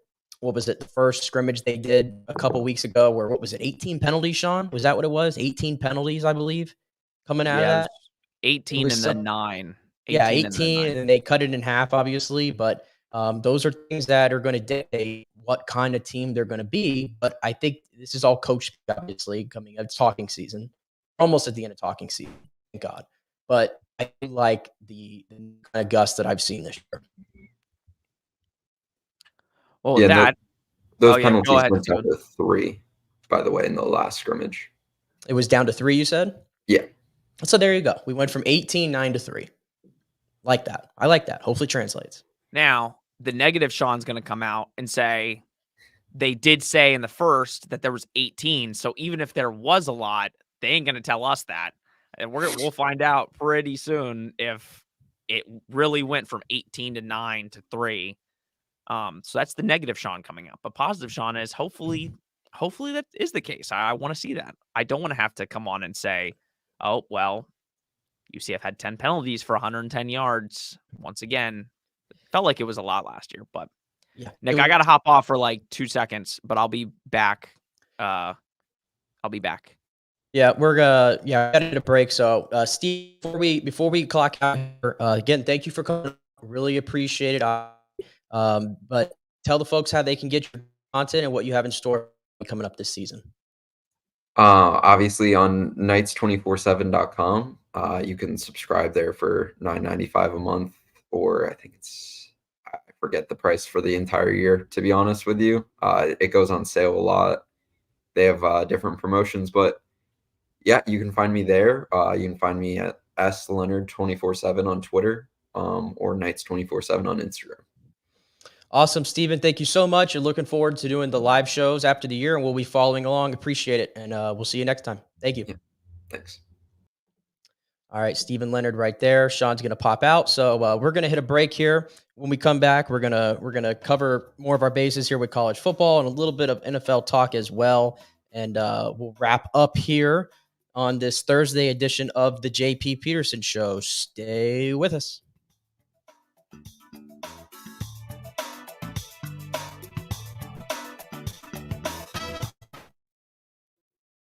Discover a world of elegance and sophistication at the Gold and Diamond Source. Whether you're searching for your first piece or celebrating a special milestone, their expert team is here to guide you every step of the way.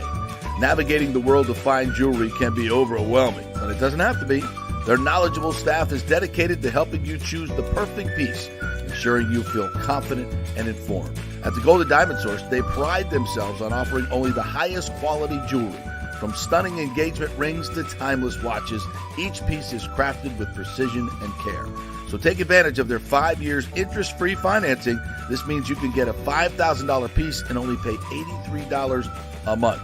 And if you're new to buying diamonds, their first-time buyer program will educate you on the 4 C's: cut, color, clarity, and carat, and help you understand the different shapes and sizes available. Go enjoy the great staff at the Golden Diamond Source. You'll be family forever. It's the Golden Diamond Source, 3800 Ulmerton Road, always online at thegoldendiamondsource.com. Hey Tampa Bay sports fans, this is two-time LPGA major champion Jane Geddes here. After winning the US Open and 10 other LPGA events, I wanted to try something completely different. So I came right off the top turnbuckle and landed in the crazy world of WWE. And yes, you heard that right. That's WWE. Working for the Vince McMahon as the VP of Talent Relations for the company. Now, though, I want to work for you. Everything I've done in my life, I've done with incredible passion. And now I've turned my focus to leading the best real estate team in Tampa Bay, the Geddes Gordon Group with Keller Williams in South Tampa. If you're looking for a new home, an investment property, or looking to sell your current home, we will give you major championship level service. When you choose Geddes Gordon Group, you become part of our inner circle, like family. So if you're looking for a few golf tips or a golf course view, we're going to stripe it right down the fairway. Call me at 813-485-6808 or go to gettysgordongroup.com, or again, give me a ring at 813-485-6808. JP here for Third Generation AC and Plumbing. And Third Generation really says it all, folks. The owner, my friend John Rodriguez, has been in the AC and plumbing business since 1995.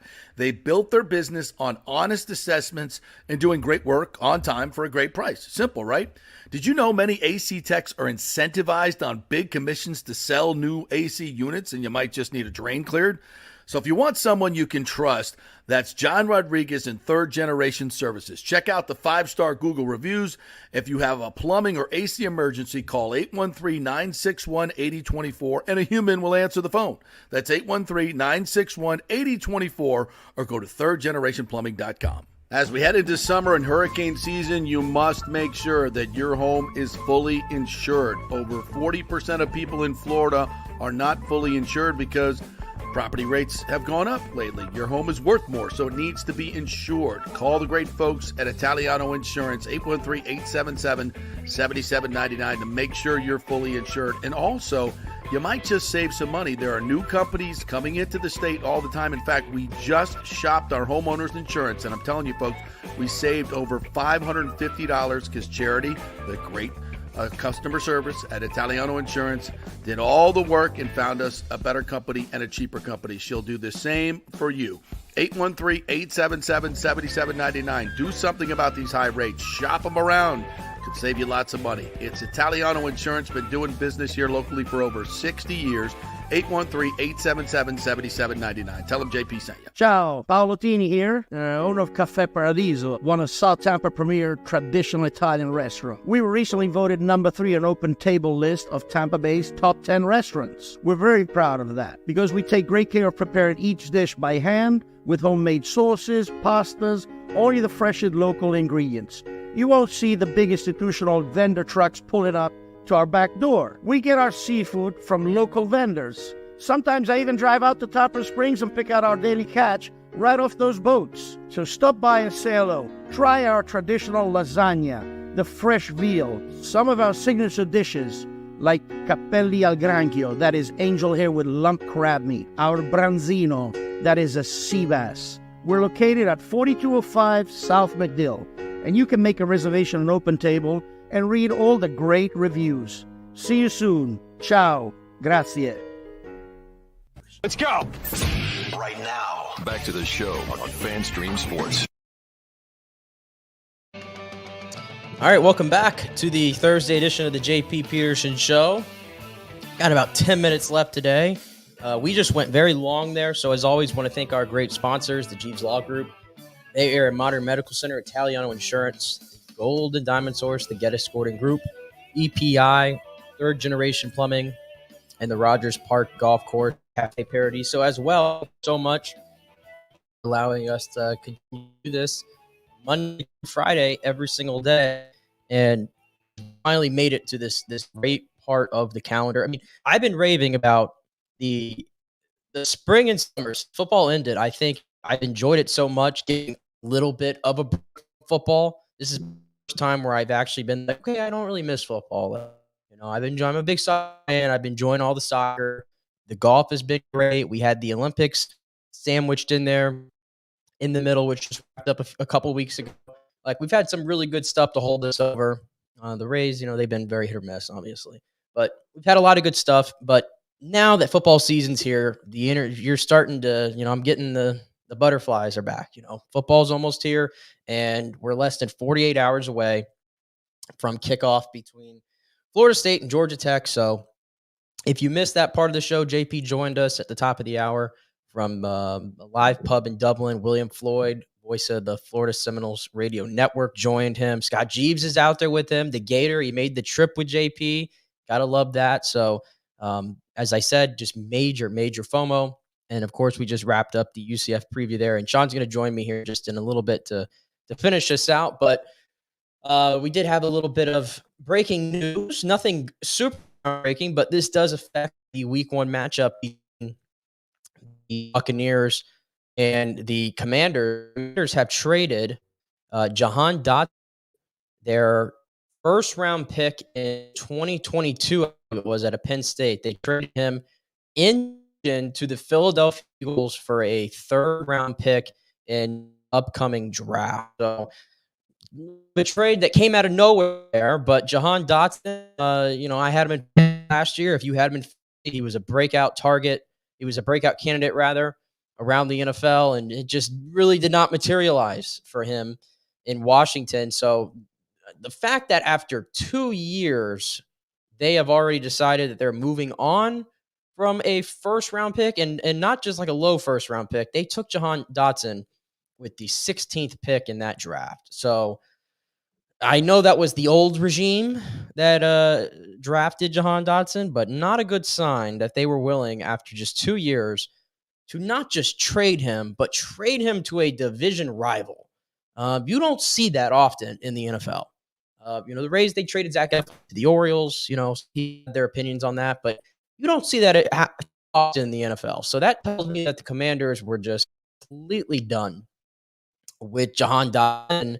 Clearly, they don't get, and they get, you know, decent value for a 3rd round pick. I wonder if the Commanders, you know, Brandon Ayuk, you know, it's been sort of status quo on that now for the last couple of weeks. We thought he was on the verge of being traded to the Steelers, and then all of a sudden, this reports where, well, now in San Francisco, we're talking to again. It's nowhere like he's landing in San Francisco, but until it happens, it's still wide open. Brandon Ayuk, as far as my knowledge, has not really done anything in camp yet. We're getting closer and closer to the season opening up. So do the Commanders, they just got that 3rd round pick there. Do they use that as extra ammunition to make a run at a Brandon Ayuk, who we know played with Jaden Daniels in that, I think it was 2019 with Arizona State, if you can believe it. That's how long Daniels was playing college football. So obviously, that changes things a little bit for that Buccaneers Commanders Week 1 game. So you swap Jahan Dotson out, Terry McLaurin. You might have to put 3 guys on him because I don't know if Sean, we're talking about the Jahan Dotson. If you saw, just dropped. I did not. Commanders just traded him to the Eagles, a division rival, for a 3rd round pick. After 2 seasons, Sean, 1st round pick gets dealt. That's becoming more and more normal, though. So, like, that's actually, they were just completely done. Especially if you're trading to a division rival. I mean, completely done. But yeah, as I was saying, so the drop off from Terry McLaurin, it goes down to De'Ami Brown, the rookie Lou McCaffrey, Zacchaeus, who's a lot in Atlanta. Fans are familiar with him. But that's a little bit of a hit to the depth of Washington. So something to keep an eye on there. I've talked about the Bucs secondary having my question marks, but it seems like in week 1, it's cover your bases on Terry McLaurin, and everybody else, you know, should be okay. So we'll have that makes me think there might be something else in play. I Well, that's mean, what I just was bringing up. It's yeah, like like Brandon Ayuk, I mean, it just seems like maybe they're using that as extra ammunition to go get Ayuk. unless But Dotson really is garbage. Like there's always that chance too that they're well, like, well, I had him. I was just saying I had him in fantasy last year, and so frustrating as a player week to week. I mean, they got He a was third supposed to break rounder out. for him. So Yeah, it's they got a like, third rounder for him. It is what it is. But man, drafted him 16th overall. But it was the old regime. Remember that it yeah. was the old regime, and clearly not a fit for Cliff Kingsbury, or he didn't have a good camp. I don't know, but Sean, that's Washington's problem. So the other big news in the division, the Falcons gave AJ Terrell a massive contract, scoring $81 million across 4 years. So he becomes the fourth big cornerback this offseason to get a big deal. I know Tyson Campbell got one from Jacksonville, a couple guys, but AJ Terrell gets it, and he is more underrated corners. Now the second highest paid corner in the year behind Jair Alexander. That's the going rate for number one. So we've talked a lot about the whole Atlanta thing, and Atlanta has gone all in as all in can possibly get. Sean, Kirk Cousins, and then they go and get Matthew Judon from your Patriots after the Patriots made it clear that they did not want to pay him, so they decided to cut bait. I think that was the right move. Y'all are kind of 32-year-old pass rusher. You don't want to pay for his decline necessarily. We're So, potentially only going to win one game this year. Yeah, like come on, like what are we? Yeah, doing? you might. He's making everybody look too bad. I mean, you might as well get rid of him, right? Nick, we're pushing for the franchise record of 15 losses, and luckily there's an extra game, so that's what we're pushing for this year. Just 2 wins. I will say, I think I'm seeing too much negativity though on Drake May. Can we chill? I mean, we pump because like the preseason is a mirage, man. The preseason tells a very minor part of the story. But my point is, everybody seems all like they're all down on Drake May. We're talking about his tools or this footwork, this like based on what the preseason. Like, okay, Bo Nix lit up the preseason. Caleb Williams, yeah. I think because, John, all the other rookie quarterbacks have these, like, wow moments. Drake May hasn't had it, but Drake May's in the worst situation. Yeah, I've seen maybe I'm just on Patriots Twitter. I've seen a lot of positives from Drake May. He's going up. I mean, there was no quarterback competition for basically the entire part of training camp. And now all of a sudden, Gerard Mayo's like, okay, there's competition. I wouldn't throw him out there. Not behind the worst offensive line in football. That's not an exaggeration. He would have had his highlight play if Javon Baker caught the ball. That would have been a really good highlight play. Like Javon, come on, help us. We got our UCF Knights in the pros. Help he's a not guy doing out us favors. right He ain't doing us favors. Oh. But no, I mean, listen, I've been very open with I was not a fan of Drake May in college. I didn't want Drake May on the Patriots. I was upset that we had the 3rd pick. I would have had many other people. I didn't like Drake May. At the end of the day, he's what I have, and I need to figure out how to love Drake May. It's like a relationship. You have to figure out how to love the person. Some days I didn't. This is news to me. I didn't like Drake May. Oh no! I did not like Drake May, and I'm Nick. It's an everyday battle. I'm still trying to fall in love with what people say. I'm like, oh, I have to learn to love them. The reason why I brought is I was listening to I had Colin Cowherd yesterday, and it's Colin Cowherd. I shouldn't get all worked up, but he made a comment, and I scratched my head. He was basically saying that the Patriots, they need to see what Drake May is right away. They don't need to wait until the last 4 games of the season to put him in, because if you do that and he doesn't perform well and you have the number 1 pick again, then you could be faced with a situation where you have to pick and he used the word generational prospect to describe Carson Beck, which that was the part that I was scratching my head.